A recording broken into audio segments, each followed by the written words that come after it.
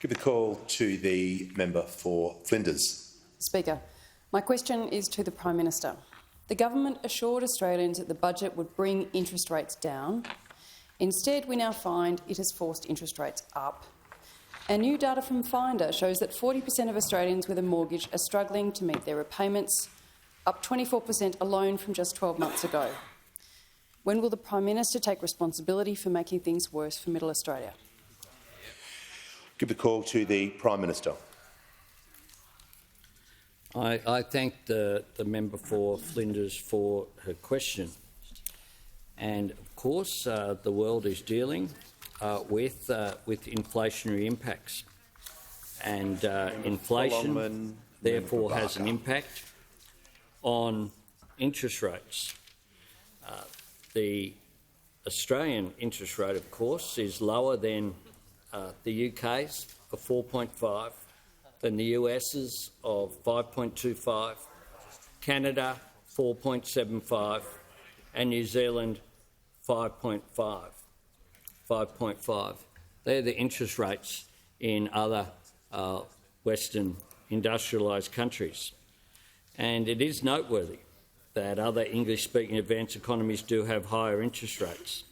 But, as the Governor said at the Morgan Stanley Australia Summit on the 7th of June, he said this: the situation is improving. He said inflation is coming down.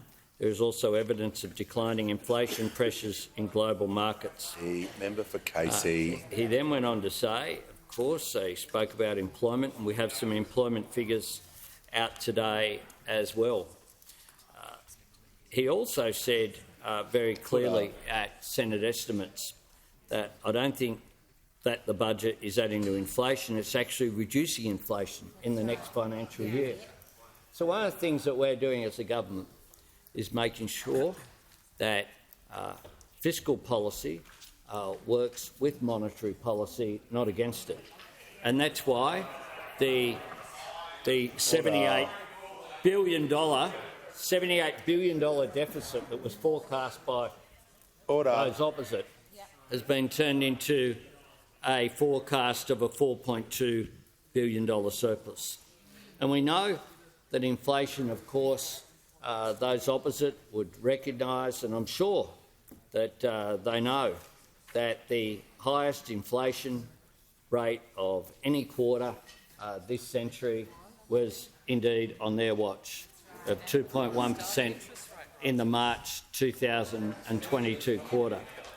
And we know also that their budget, their last budget that they got to hand down, where money was sprayed around in order to try and win an election, certainly did not have an impact of working with monetary policy. Indeed, the exact opposite.